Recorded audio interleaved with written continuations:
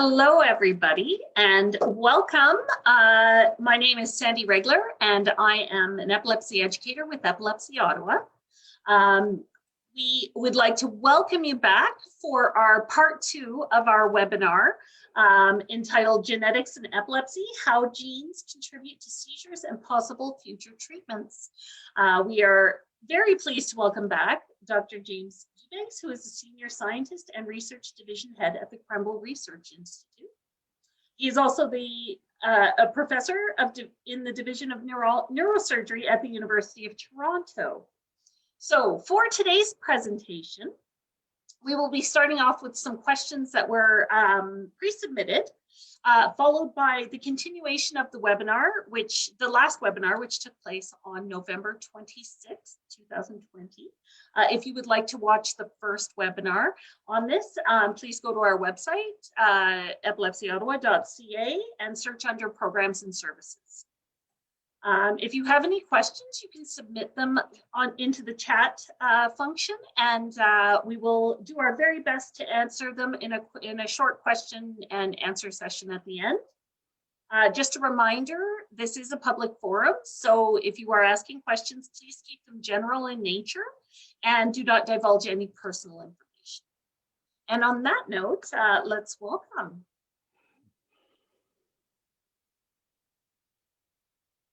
Hello, everyone. Welcome back and happy belated New Year. I look forward to having some discussions today.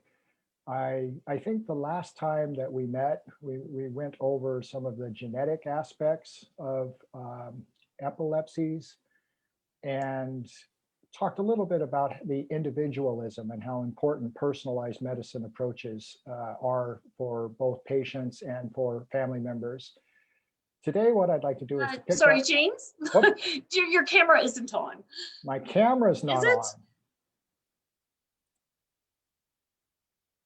Hello, there we everyone. go. So I will let you have it now. The host has asked me to start my video. Okay, I guess I already did that. How's that?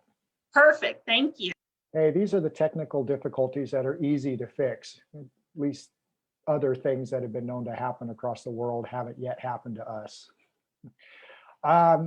Please, if you guys have questions, send them in and we'll do our best to answer them. We're going to be talking about some mostly experimental procedures, but things that I think you may have heard a little bit about in the news or on some of the social media platforms. Our lab in Toronto is working on several of these things, and so I thought that it might be a good opportunity to introduce them, talk a little bit about where we are in the pipeline from conception to applicability in patients, and then talk really about the heart of the question is what their prospects are for eventually treating individuals who have epilepsy or other conditions. By no means is this restricted to an epilepsy format, but for our purposes, that's what we'll be discussing for today. So I think first, we were going to answer a couple of questions that have been submitted, or at least try to. So Sandy, did you have those handy?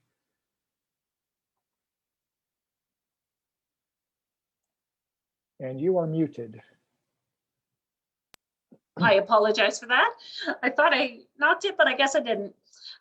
So the first question is, do you have any sense of how or why there seems to be such a predominance of epilepsy being comorbid to autism spectrum disorder and intellectual disability, and how genetics comes into play for this combination? So this is an excellent question, and there's several questions that are embedded within the one question.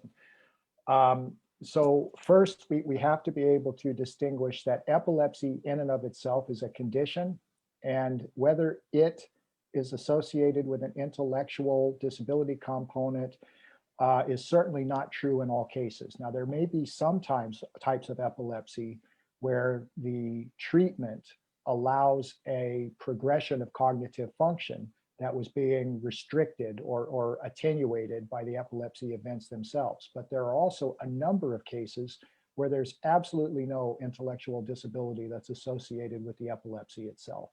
So there's two really distinct categories of conditions. Now, with respect to the comorbidities that are seen in autism spectrum and some other neurodevelopmental conditions, then the question becomes whether the cause for that condition in and of itself promotes the epilepsy and an intellectual disability concurrently. And in many cases, that seems to be the case. For example, Rett syndrome is one of the more severe neurodevelopmental conditions. And the gene product that's dysfunctional in those mostly girls can do both.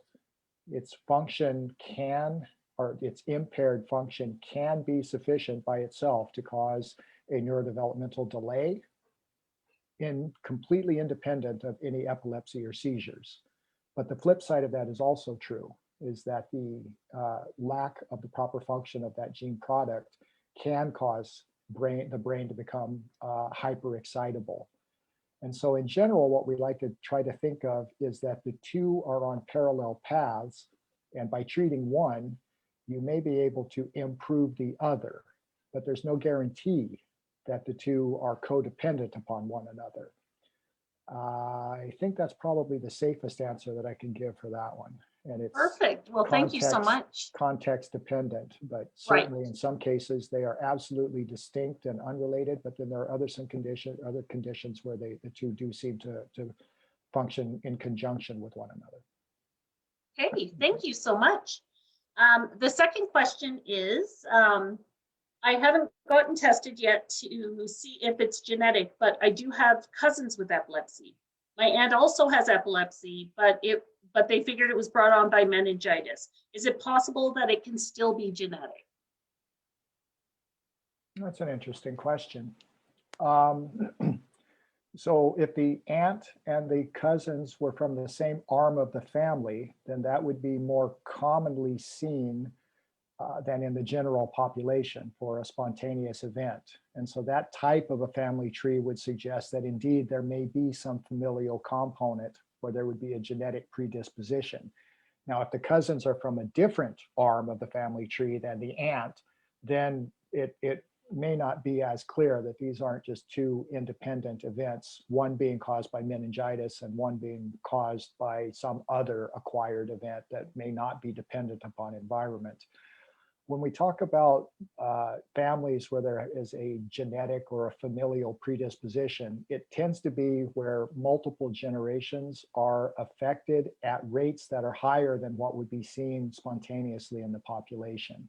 With the population rates being 1% to 2%, if you have a relatively good-sized family and you're seeing more than that type of numbers, then there probably is a genetic predisposition, particularly if it follows one arm of a family tree.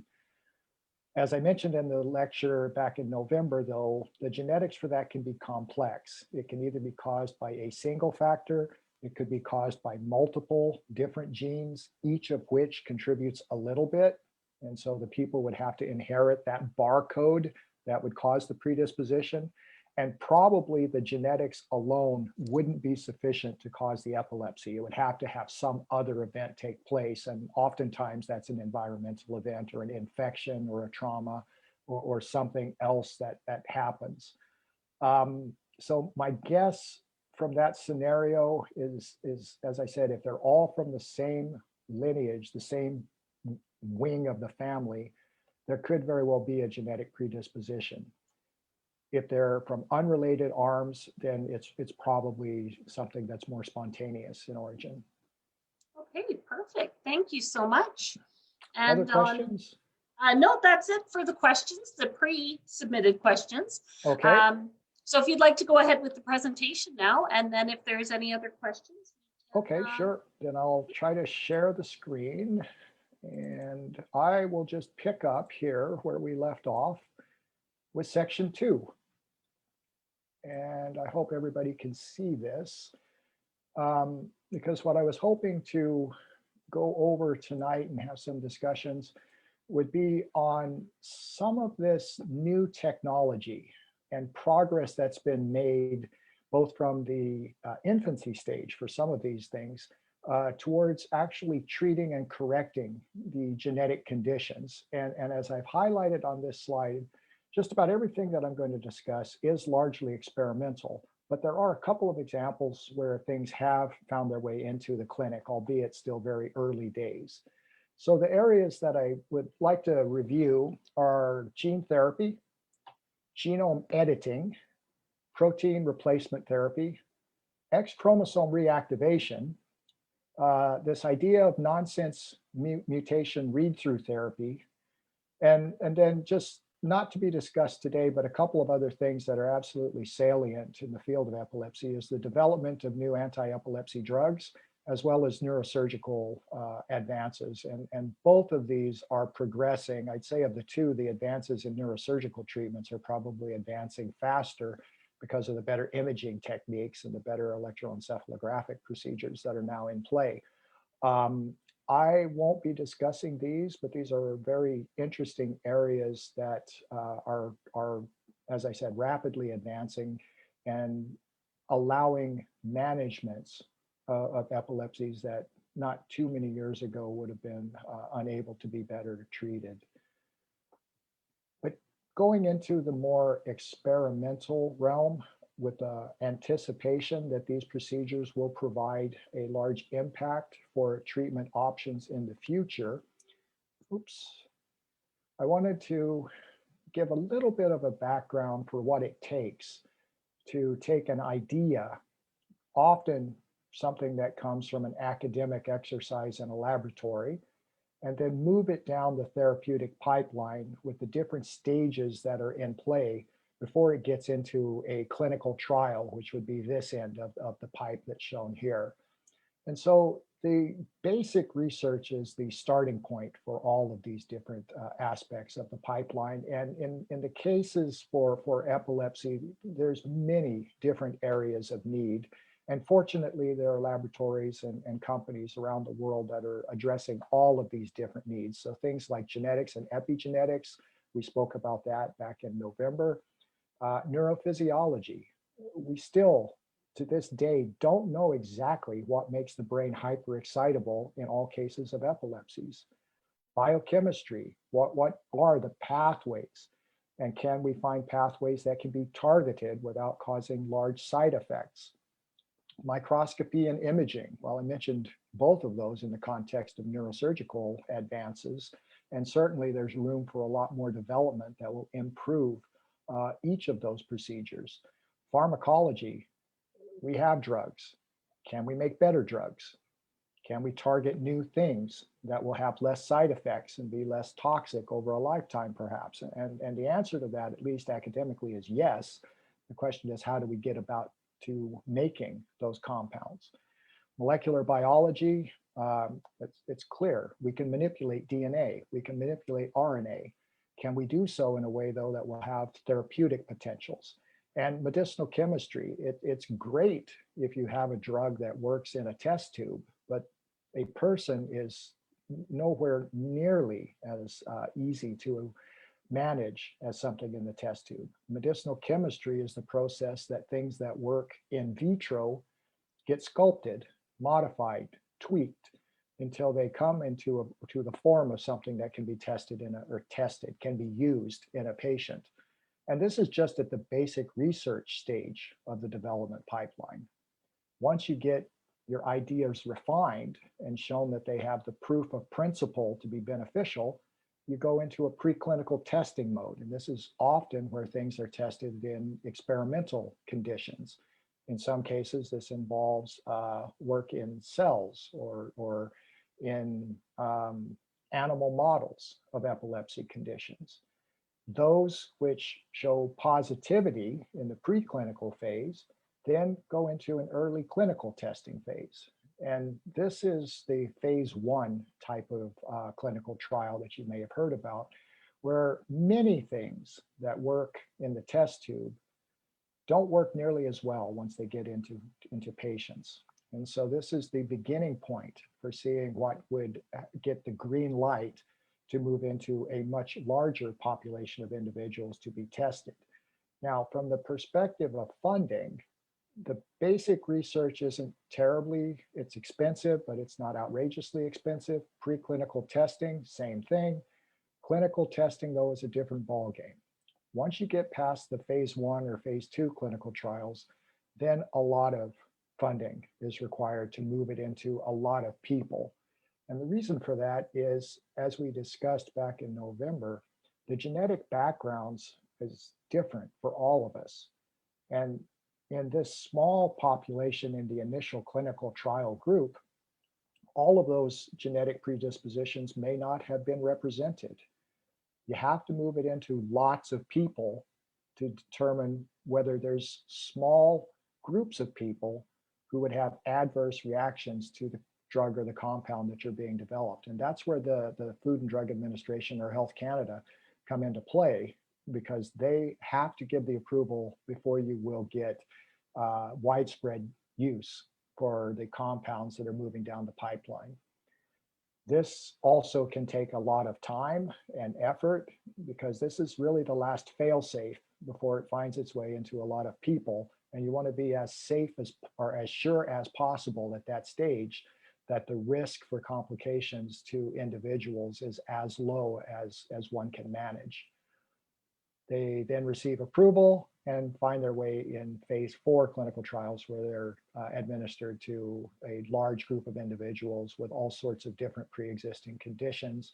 And hopefully at that stage, you see large benefits. And so this is the pipeline, and all of the things that I'll be discussing today, well, they're all sort of in the basic research stage and the preclinical testing stage, but there are a couple of examples where they've actually found their way into patients, and I'll talk about those as we go through. So I wanted to start with gene therapy. You've probably heard a few things about gene therapy. What is it? Well, gene therapy is something that takes advantage of what nature has already supplied us, and that's the ability to take ectopic or some DNA molecule, manipulate it, and then put it into a system that can infect or transduce the DNA into your body. And the viral systems are what are commonly used for this purpose. So what I've shown here is an adenovirus. There's other types of viruses that have been used for these purposes. And the general idea is, if you take the quote bad virus and you take away all the bad things, what you're left with is a system that still can be used to transfer material into cells, your cells, but now you can put back the DNA that you wish to have targeted. So you remove the bad stuff and you put in the good stuff. These systems then are no longer they can't replicate on their own. So you don't get an infection that spreads, but you do have a vehicle which allows you to move your new piece of DNA or your new gene from outside the body into these cells. And the idea is, if you have a genetic condition in which one gene has been mutated and is no longer functioning properly, you resupply a functional copy of that missing gene. And then when the virus brings that system into the cell, it rescues its deficient phenotype. Just as a side note, this is the same procedure that's being used for the COVID-19 mRNA vaccines. The viral system is an adenovirus. Now, this is not the Pfizer nor the Moderna form. This is some of the other vaccines that are still in the pipeline, but some will soon be available. The idea is the same, is you bring the capsid protein for the virus into the cells, but instead of it replacing something that's missing, it provides something that then is recognized as foreign by the immune system, and they make antibodies towards that. So the gene therapy is something that has multiple applicability. In the context of genetic diseases, it would be to resupply something that has been faulty from the genetic perspective, perhaps inherited, perhaps spontaneously of origin, and compensate for that deficiency.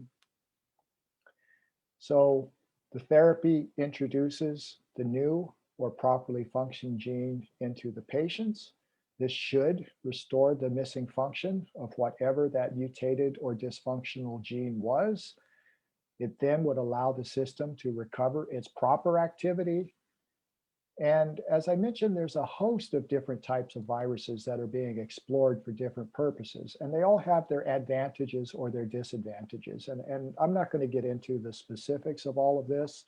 The take home is that for neural properties right now, and for the likely clinical use for neurological conditions, these adeno-associated viruses, or the AAVs, are sort of the virus of choice. Um, there's a lot of work that is being done currently to try to optimize these viral development systems. And indeed, some of them are now finding their way into clinical use, albeit usually for conditions where only a very select number of cells needs to be targeted. The technology is evolving rapidly. What we used to think couldn't be done is now being done, but we're still not at the point where we can readily fix the missing product in an entire brain or an entire body using these procedures. And so this is where a lot more effort needs to be done, is to increase the technology to allow more populations of cells to be targeted with these systems and diminish off-target effects. So I probably won't get into a lot of the off-target effects unless there's some questions, but this is a very promising area, and we're quite hopeful that we'll be able to restore missing gene functions using these types of viruses to deliver their cargoes in the not too distant future. As I mentioned, the different types of viruses that are being explored are numerous, and they've been engineered so that some have particular applicability for some types of tissues. I've listed a few of them here. At the moment, this 9 variant, the AAV9, seems to be the one that has the highest potential for use in the brain. As a side note, for conditions that would have perhaps a liver or a skeletal muscle, there's other specific types of these adeno-associated viruses that have a better propensity to deliver their cargo to those specific tissues. And so this gets into the fine-tuning of the system and developing viruses that are better now, not just for the brain, but for perhaps specific types of cells that are present in the brain. Remember, the brain is a mixture of many different types of cells. It may be that you don't need to restore the function to every cell, and developing the right virus to target only the cells that are necessary would cut down on off-target problems and would allow a better streamline for clinical applicability. Now, there's some issues that still have to be resolved. There's quite a number, actually. We don't know how many copies have to be delivered to the system. It's a bit of a balancing act. In a genetic condition, you usually don't have enough. But what if you put back too much? You overshoot by resupplying too much of the product. In most cases, we don't know whether there will be a negative effect from having too much of a product instead of too little. In some cases, we do know clearly that that's a consequence that's to be avoided. And this will be condition dependent. And a lot of the early work that's being done in the lab is being directed simply to answer that question, so that we know whether overexpression consequences would be counterproductive to using this strategy for use in patients. So where are we currently in this gene therapy pipeline? I've listed it as both hot and cold, and that is because it's very context dependent. There are currently gene therapy systems that are being used for some neurological conditions. Others, it's not yet developed to the point where the likelihood of success is high. As I mentioned, repopulating an entire brain at this time is really not feasible. Um, give it a short period of time and likely the technology will allow that to be done as well. This is an area of considerable interest and a lot of very, very smart labs are working on that very question right now. But at this moment, repopulating a specific region of the brain is possible and is being used in the clinic with some conditions, one being Parkinson's disease. So questions that remain unaddressed will have to be resolved for each specific condition. It may be some will be very, very responsive to these types of gene therapy applications, and others it remains to be determined. As I've summarized here, there's a great push to move gene therapy for some of these genetic neuroconditions, particularly the rare neurodevelopmental ones, into a clinical trial. Novartis is one of the larger companies, and they have one of their arms that's basically dedicated to moving gene therapy for neurodevelopmental conditions forward. Likely, there's going to be some clinical trials in the fairly near future, and the outcomes of what they see in those trials will help sculpt how other conditions will move forward. Okay.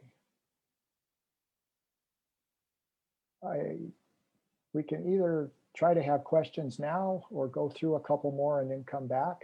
Is there any questions that have come in for gene therapy? There's one.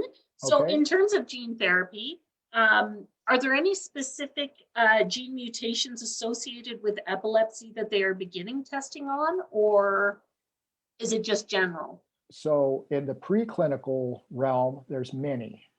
In fact, this is an area of great interest, and this has yet to move into patients in any significant way for epilepsies. Now, with respect to conditions that are neural-related, there are a couple actually where gene therapy is being used. And one of them involves the impaired function of giant axons, where resupplying the missing factor does seem to not only be tolerated by the patients, but does actually, at least in the early days, shows a hint of some benefit. And so that's one of those early trials that I mentioned on the previous slide, where it's not only testing to see whether the tolerance of the procedure in the patients is high, but also to see whether there's any hint that what's being done will be sufficient to improve the quality of life of the patients. And at least for the limited conditions that have been investigated thus far, the toxicity issue doesn't seem to be positive. It seems to be tolerated. And in at least a couple of the conditions, there does seem to be some benefit. Now, again, none of these to date, at least not that I'm aware of, have been targeted specifically for types of epilepsies. That is coming. There's one more question. This is more general. You said epilepsy and seizures. And Yeah. so somebody's wondering what the difference between. Okay, yeah. So it's a little bit of a subtle point, and the two terms are often used interchangeably. You can actually have seizures without having epilepsy. So seizures are just something that happens in the brain. It's a population of neurons that fires often in synchrony. They're hyperexcitable. One seizure doesn't mean you have epilepsy, but you need to have or more than one seizure in order to become epileptic. And the recruitment of areas of the brain that extend from the initial site where the seizure took place is often what's required for the epilepsy. It's a little bit of a more for professionals. Often even we use the terms interchangeably though. Okay, perfect. That's it for now. So I think let's Okay. move ahead. Let's move into gene editing. And this one, if we were giving this presentation probably even 3 years ago, it wouldn't have been something that we would include in a slide deck. It's now something that has found its way into popular culture. It's been on television and movies. Social media has been really eating this up. And I just want to go over what it is, where we are and how it all originated, because it is indeed a good story. So gene editing, as the name suggests, is using tools, and these are molecular biological and, well, molecular biology really, tools that can change the sequence of DNA in the genome. Now, there are different systems that have been generated to use this or to achieve this goal, but probably the one that's catching the most attention currently is this CRISPR-based technology. Very, very powerful technology. And the idea is that you can harness the power of a bacterial enzyme. And originally it was actually identified as the bacterial immune system. Now that's a revelation right there, is that bacteria have their own immune system. And even 10 years ago, that probably would have been debated by people in the field, but it's very clear now that they do have a protective mechanism that can ward off viral infections. And if we can harvest what they've already achieved, it makes it possible to cut parts of DNA very precisely. But here's the big advantage. You get to direct where that cutting takes place.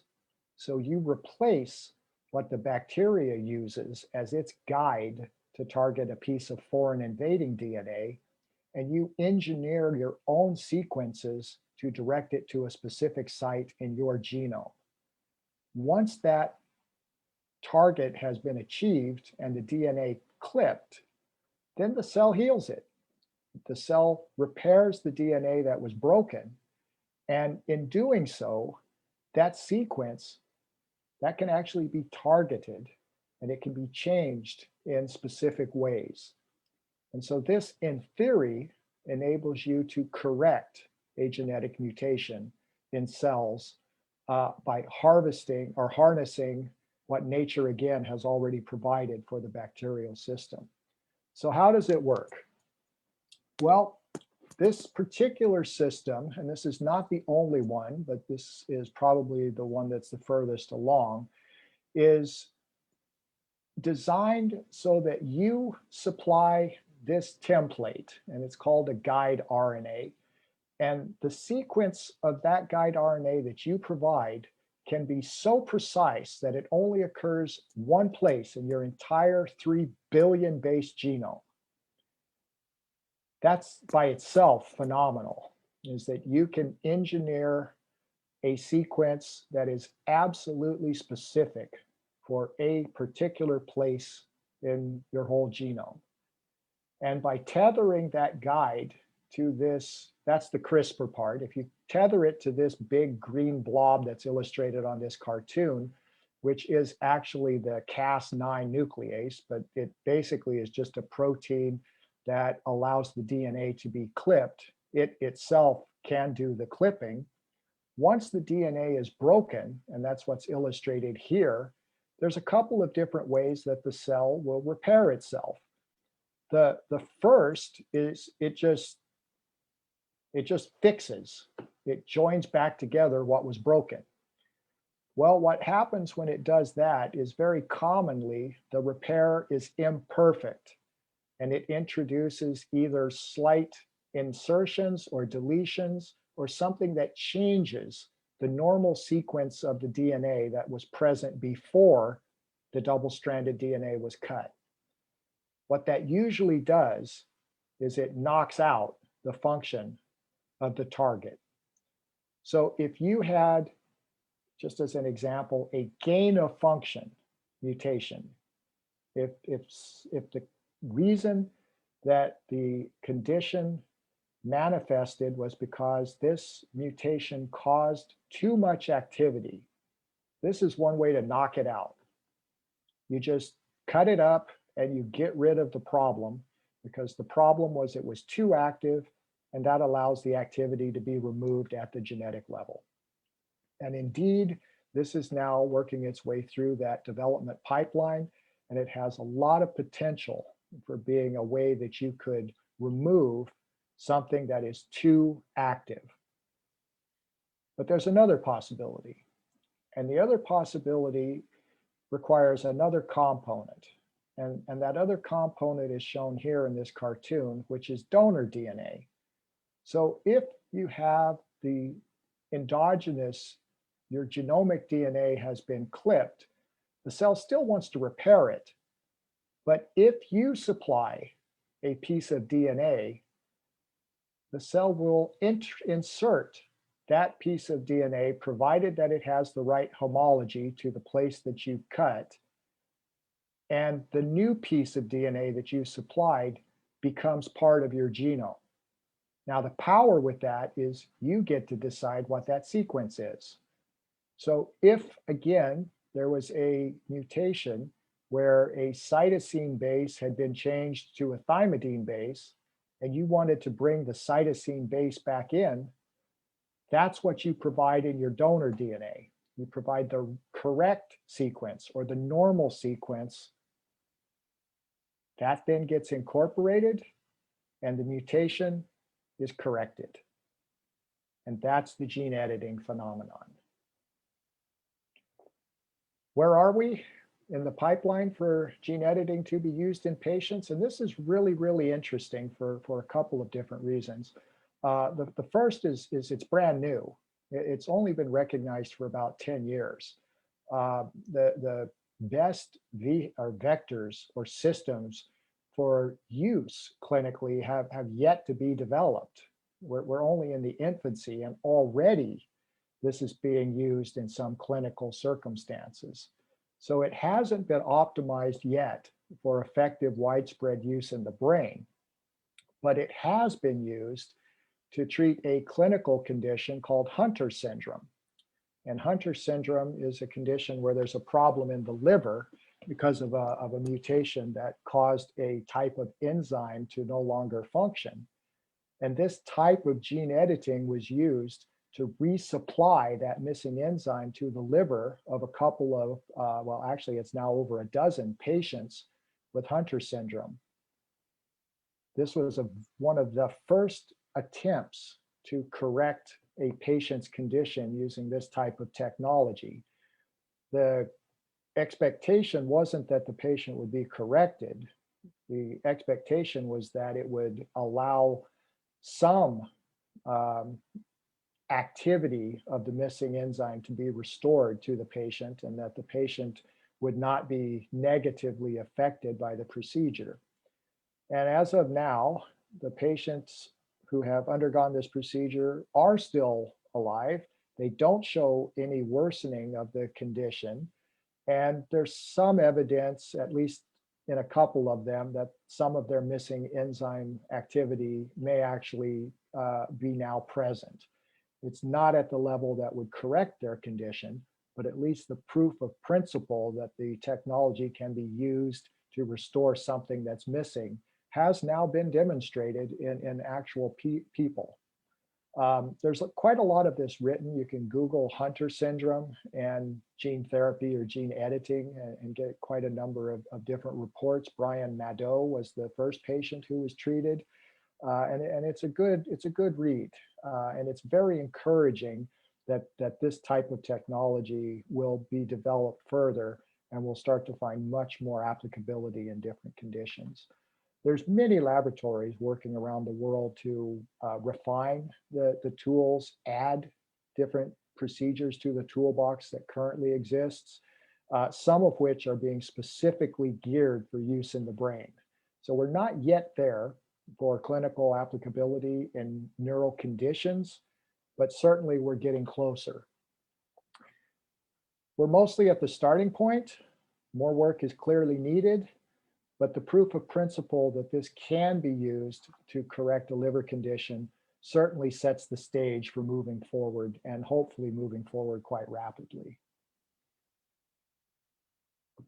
Questions? Any thoughts or comments on gene editing? We have one more question actually that's come in about gene therapy. Sure. So this is about the gene therapy. Would it work well for a frame shift mutation? Does it work better on for some types of mutations?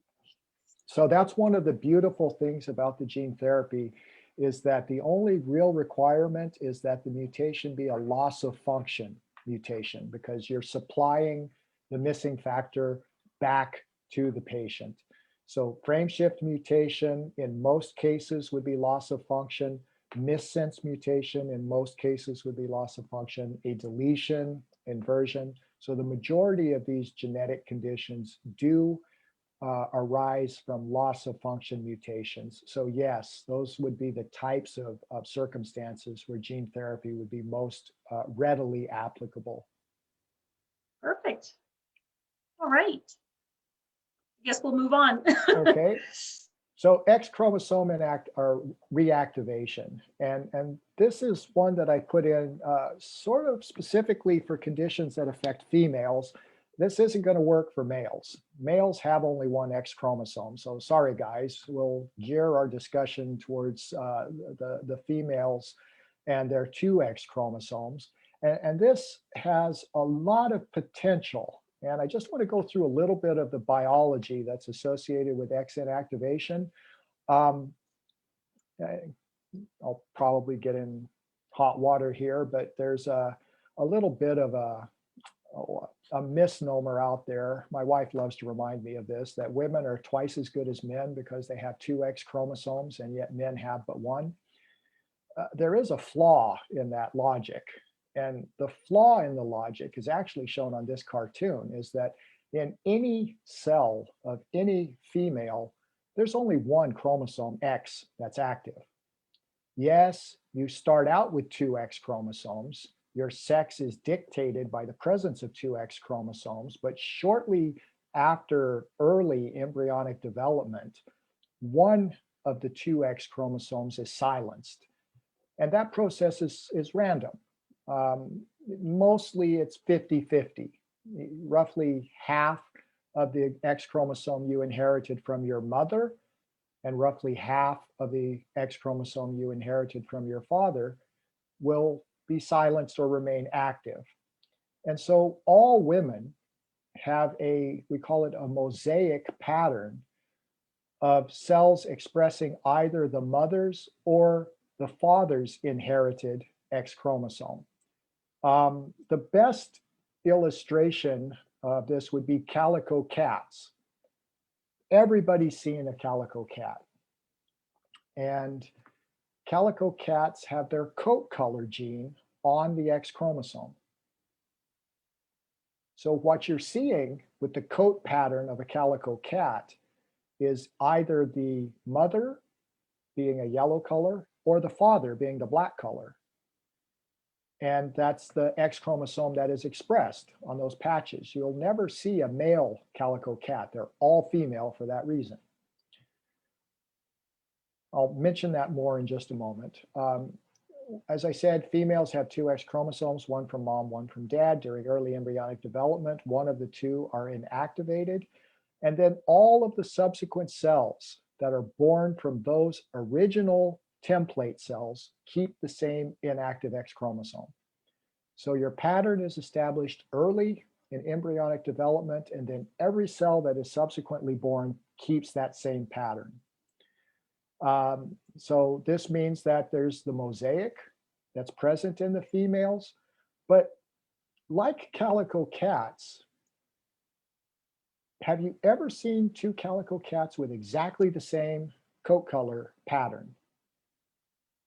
And most likely the answer is no, because the X inactivation is random. And so the patches will still be yellow and black, but the exact pattern of the patches will be different between each calico cat.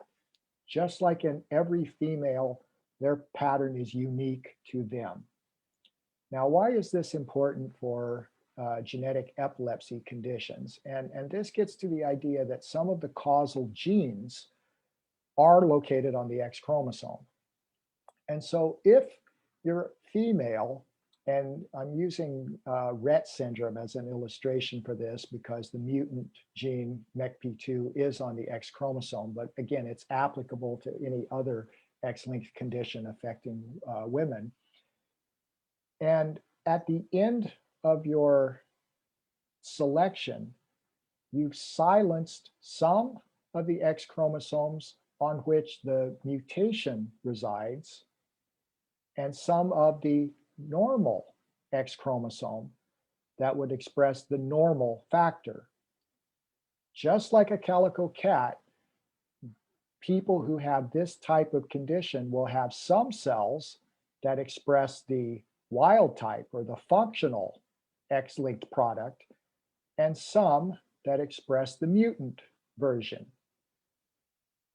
Now, what X chromosome reactivation is centered around is that the other chromosome is still there in the cell. That functional gene is still there. It's just silent. Can we reactivate it? Can we turn it back on? If we can turn it back on, then this will no longer be the only product expressed in the cell, and the normal product will suddenly reappear. And the hope is that at that point, the restoration of the functional gene will allow the system to correct itself. Okay. That's actually illustrated better in this cartoon, is that the X chromosome reactivation process is simply to turn back on that inactivated X chromosome. And we have a couple of different platforms that are already shown to make this possible. Some of this is drug-based and some of this is biology-based. What's shown here would be the complete restoration of the entire X chromosome. Now, that may be problematic. There's a lot of genes on the X chromosome. And if you have duplications of some regions of the X chromosome, it can cause its own conditions. And so that's why the X chromosome inactivation has to take place in the first place, is to balance the load. Every cell really only wants one copy of the X chromosome. So a better clinical possibility would be, rather than to completely reactivate the entire X chromosome and then have to deal with all of those overexpression consequences, would be to target it so that you're only reactivating the area of need.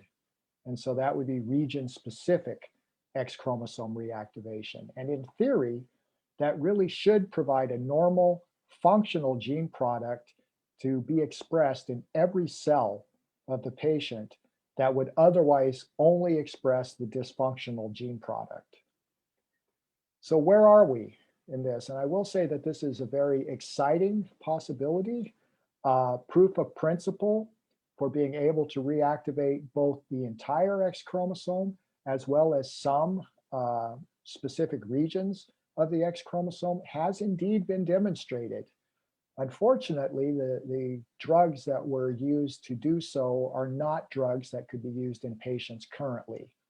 But at least, again, showing that it can be done allows one to develop better systems to do so more effectively and with less toxicity. And better drugs and biological systems for reactivating specific parts of the X chromosome are now indeed being developed. And I've actually reviewed a couple of grant applications that have some exciting new results that are getting close to targeting with precision specific regions of this silent X chromosome for reactivation. Now, there's still some issues. This isn't a procedure that can be applied to every cell in the body at present, nor would you necessarily want to do so. You'd want to target a specific number of cells, the amount required to show benefit, but not the amount that would cause some related toxicity or consequences from too much other gene products being reactivated.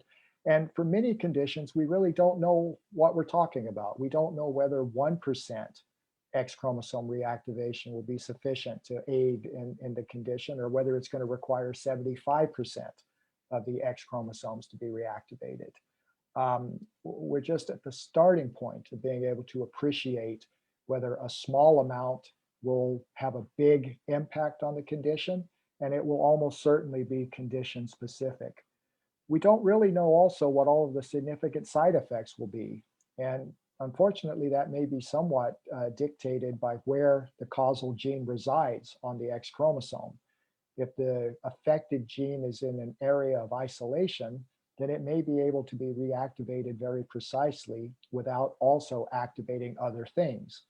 But some genes are in clusters with other genes, and their reactivation may have consequences. So again, this gets to that idea of personalized medicine, and that we have to look at each individual and then decide what the best therapeutic option for each person will be, rather than just trying to apply this as a blanket procedure for everyone.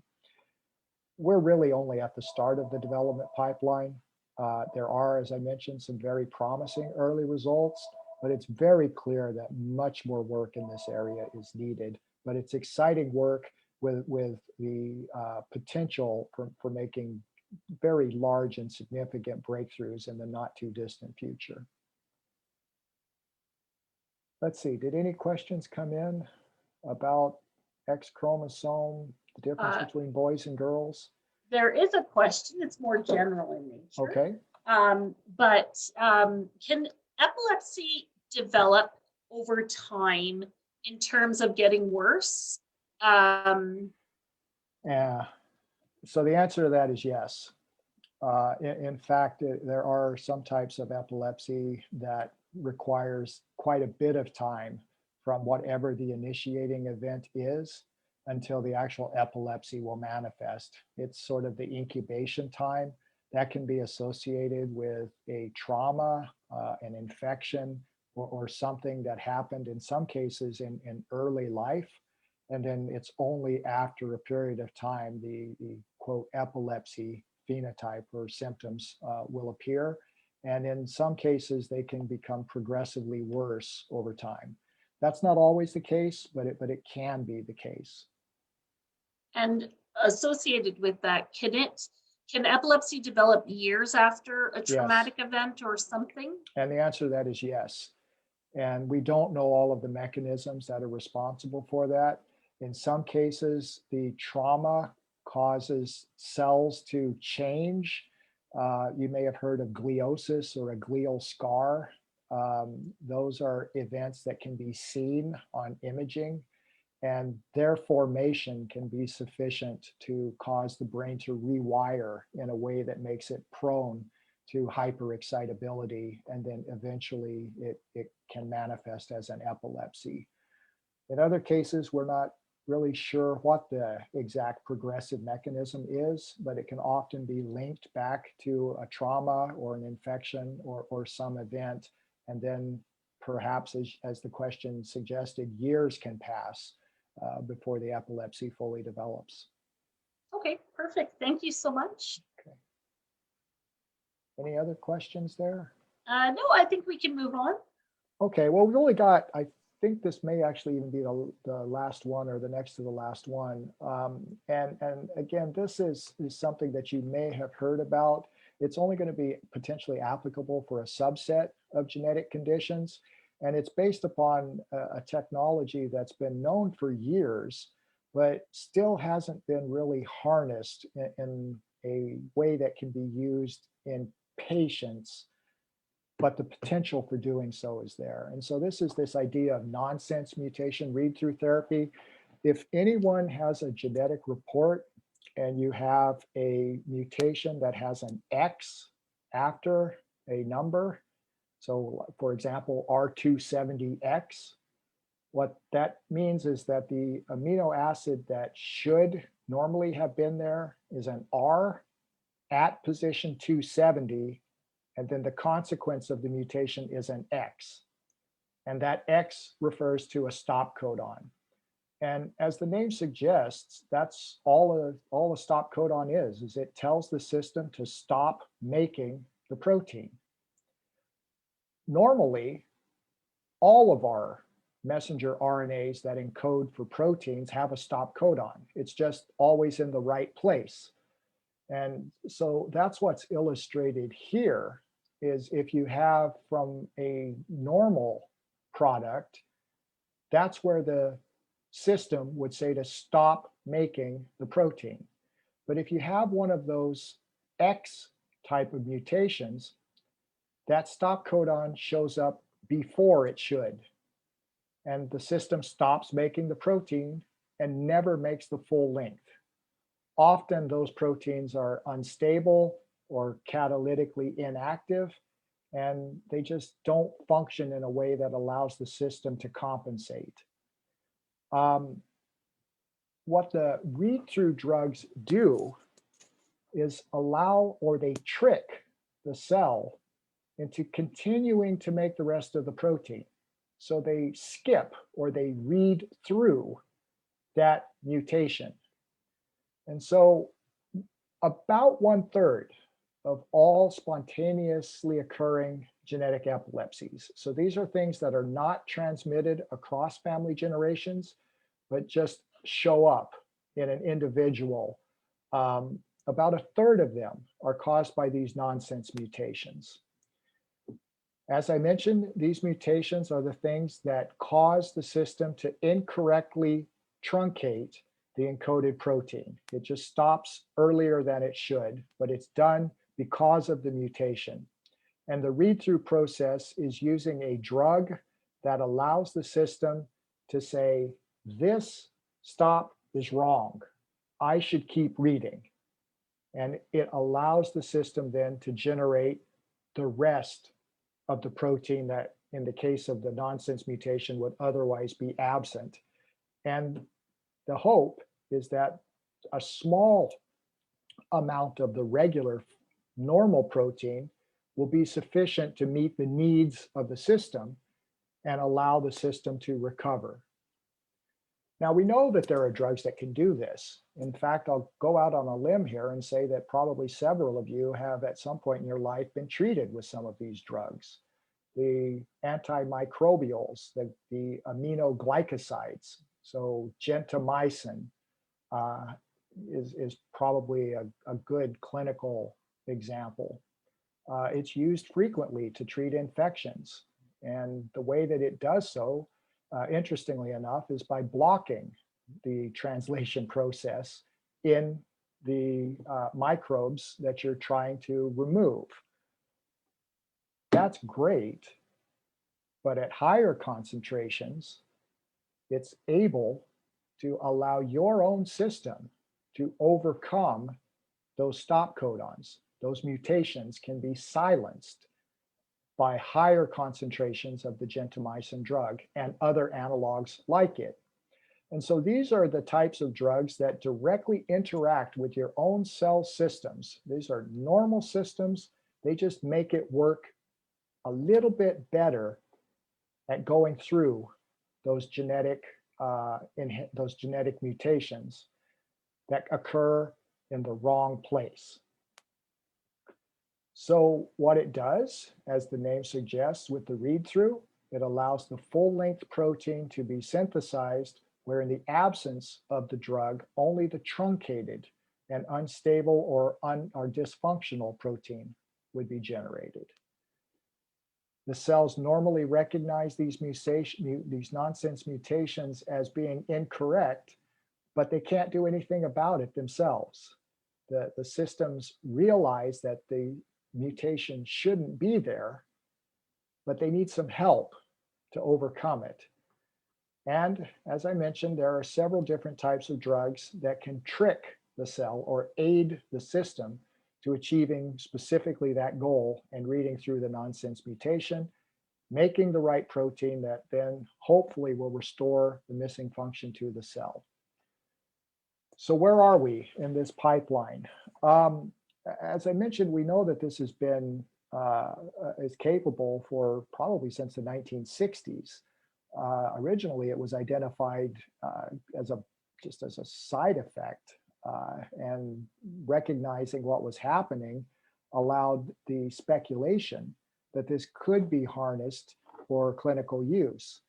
In fact, there are some drugs that have been developed, PTC 124, the old name for adaluron, that has been used to treat cystic fibrosis and Duchenne muscular dystrophy in clinical trials. And there were some results in those clinical trials that suggested that these drugs could provide benefit to those patients.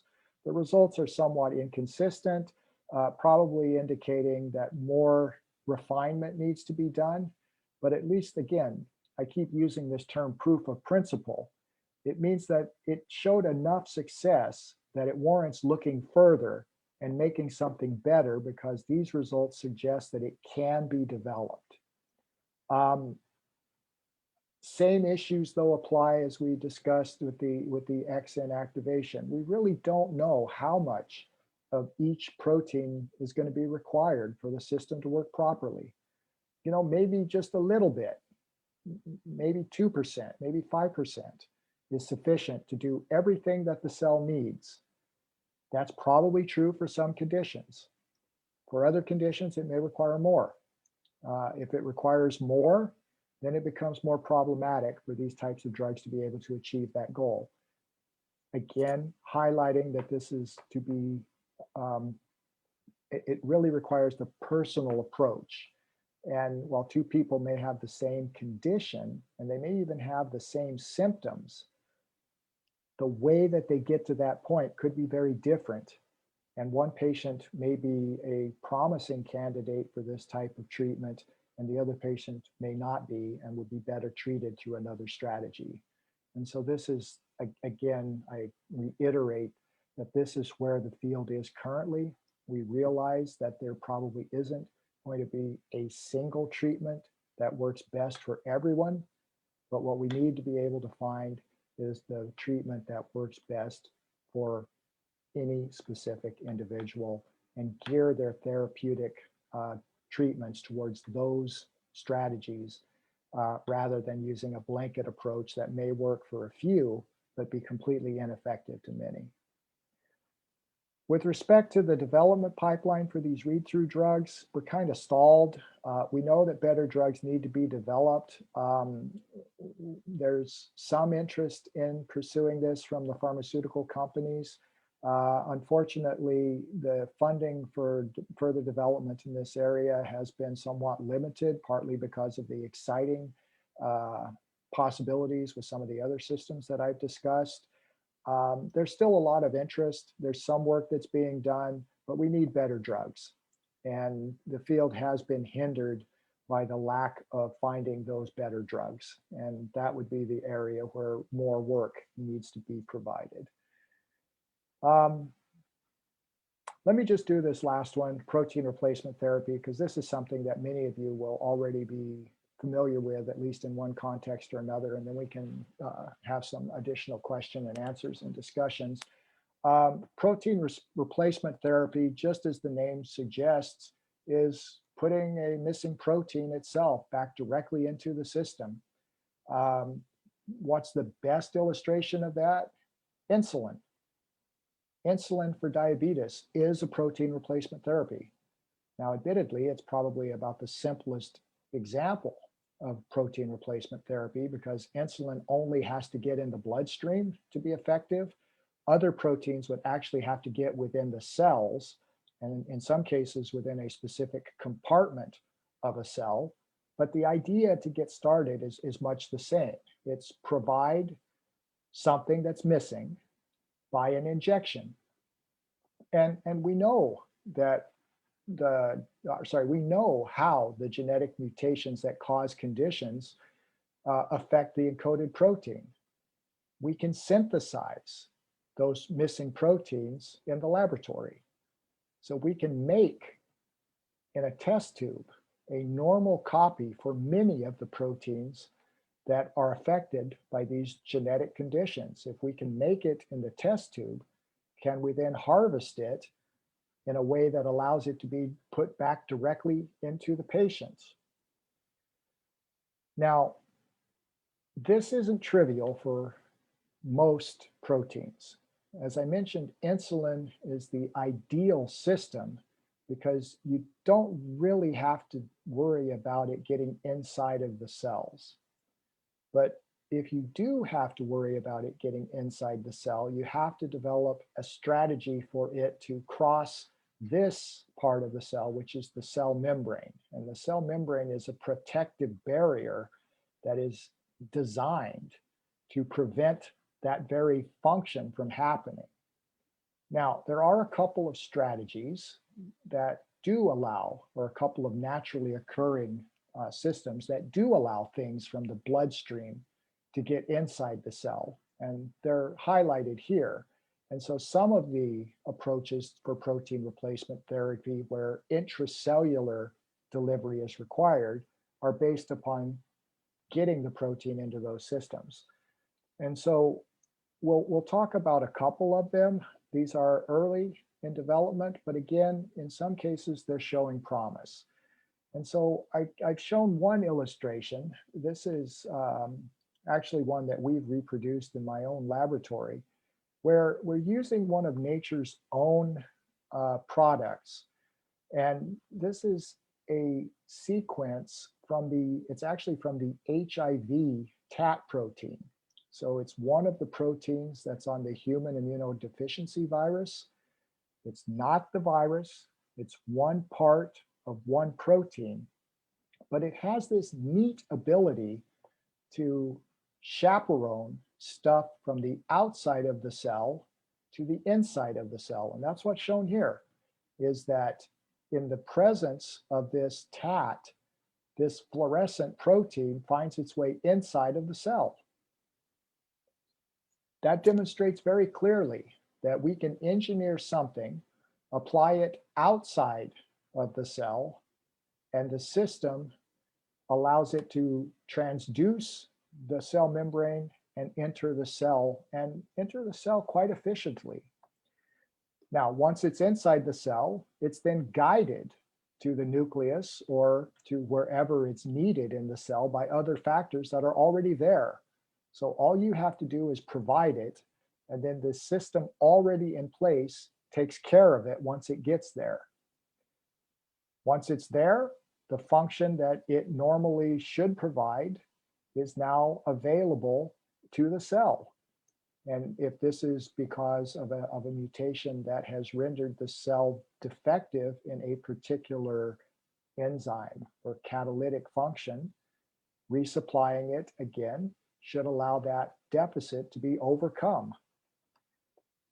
Where are we? This one is sort of a mixed bag.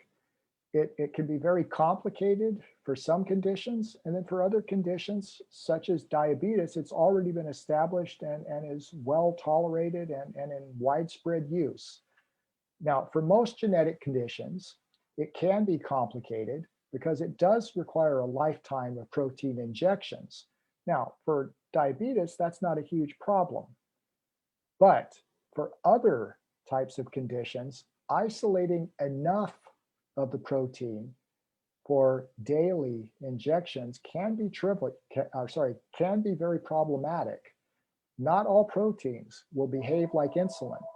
Some of them require a lot of each protein to be injected, and purifying them in the laboratory can be quite expensive. And so this can be an economic barrier by itself to this type of therapy. There's also the possibility that while the chronic injections of some proteins, again, like insulin, can be very well tolerated, multiple injections of other proteins may not be so simple. In fact, they can cause immune responses. Injections of proteins that the immune system recognizes as incorrect will promote immune responses, and that can have quite significant consequences. And so this would obviously need to be determined on a case-by-case basis to see which proteins can be well tolerated and which ones would be problematic. Now, we're early in the pipeline for conditions such as genetic epilepsies for implementation of this, but there is the precedent that's been well established for diabetes that would suggest that the potential for harnessing this type of technology does exist.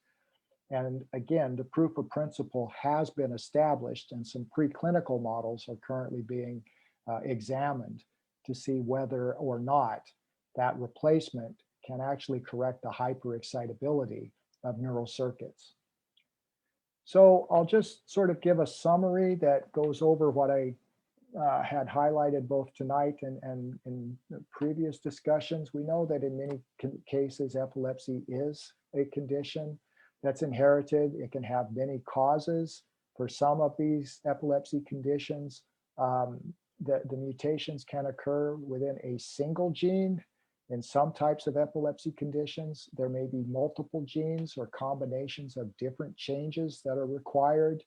In some epilepsies, your own genetics can dictate the sensitivity that you will have both to the condition and also to some of the treatment strategies.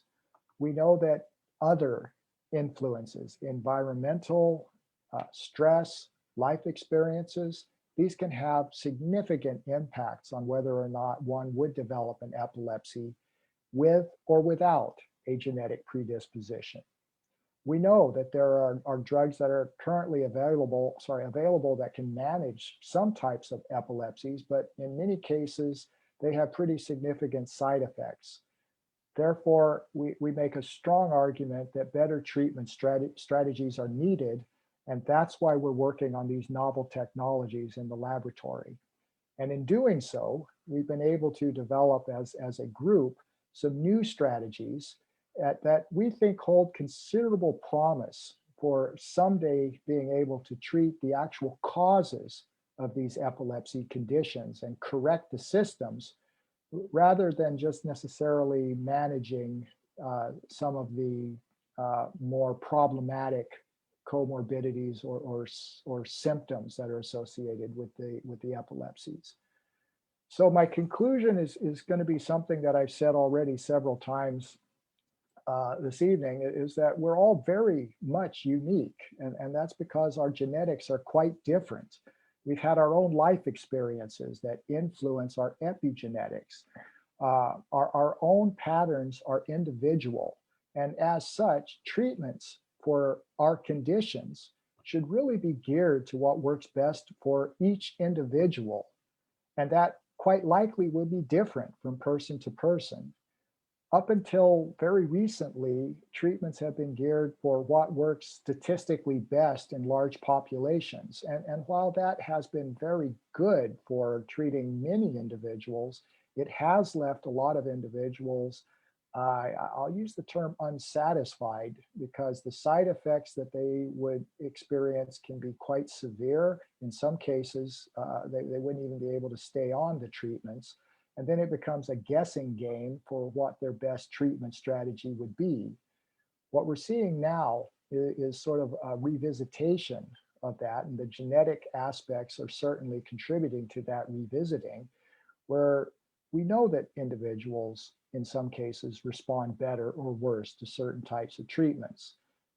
Let's figure out what the treatments are that work best for specific patients. Some of that will be dictated by what we know about their genetics. And then we can bypass the individuals whose genetics would suggest that this is not the right treatment for them and move them into a treatment strategy that would be best successful for their own specific needs. And finally, I just have highlighted some things that were involved work and funding that was done by my site. I would like to acknowledge the folks in my laboratory who are pursuing some of the preclinical work that we discussed. We do things both in the microscopic cell culture systems and also in the animal model systems. We do a lot of the genetic work, and none of it would be possible without financial support from a number of different organizations. I'd particularly like to highlight the Lulu Foundation and CDKL5 Canada, both of whom are focusing on aspects of epileptogenesis and seizure management that relate to the CDKL5 deficiency disorder, which is one of the rare neurodevelopmental conditions that my lab does investigate. And with that, I'll thank you very much for your attention, and I will be happy to try to answer questions for things that may have come up during our discussion tonight, or general questions where you may have some interest. Thank you. Okay, perfect. We do have a few questions. Okay. The first one is, which mutations of epilepsy are the nonsense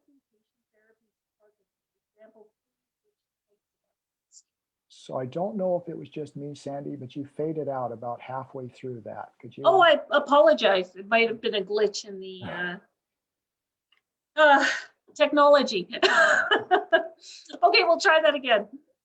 Which mutations of epilepsy are the nonsense mutation therapies targeting? Examples, right, please. Which types of the epilepsy? So any genetic epilepsy, like a Dravet syndrome, a Rett syndrome, CDKL5 deficiency disorder, anything that would involve a channelopathy condition, where the mutation itself has that X in the genetic report, would be a candidate for this type of nonsense mutation read through. If it's a mutation where another letter of the alphabet shows up, then it wouldn't be. So there isn't, as long as there is roughly 1/3 of all conditions that are caused by any genetic underlying event would be candidates on average for that. At this moment, there isn't anything available for epilepsies. All of the read-through stuff, to my knowledge, is being done for peripheral conditions. And part of the reason is that the drugs don't get into the brain particularly well. But for proof of, again, I keep using this early days, but at least there's some hope that with better tailoring, we can get the drugs into the brain that will allow those problems to be better resolved. Mm-hmm. Okay. What do we know about gene variants in a patient presenting clinically a specific type of epilepsy that has not yet been associated genetically to the type of epilepsy? Oh, this type of epilepsy, and how many patients need to show this variant to officially be proven as a diagnosis? Let me start by saying that that's an excellent question, and it's a question that comes up in clinical circles quite frequently.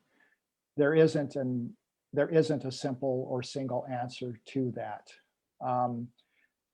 There's great debate, actually, whether genetics is a sufficient mechanism to assign a condition, or whether the condition needs to be a clinical diagnosis. And the reason for that is there are patients who have mutations that cause conditions in some people, but not in others. So if you use the genetics, then they would be ascribed as having this condition, whereas symptomatically they're fine. There's no reason to believe that they're actually affected. The flip side of that is also true. There are people who clinically have a very clear type of epilepsy.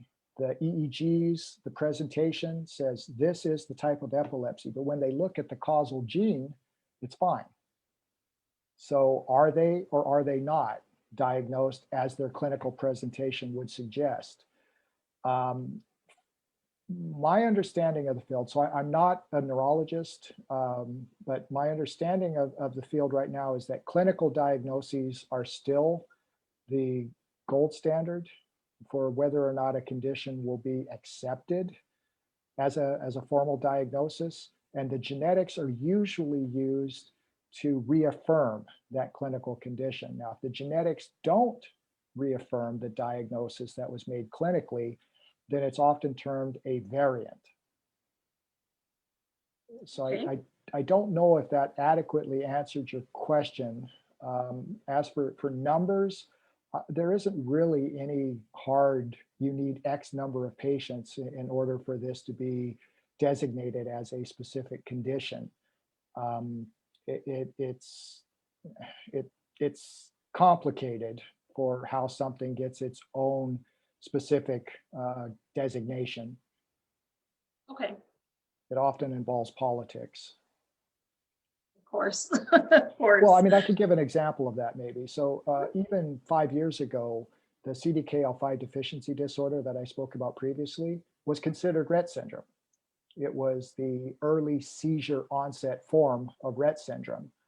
And then with some politics and some arguing and some clinical input, it was sort of realized that there really is differences in the presentations between CDKL5 deficiency patients and the MECP2 Rett syndrome patients. And even to this day, it's not uniformly accepted, but at least the CDKL5 does have its own entity as a recognized condition. And that only happened within the last 3 years. Oh, okay.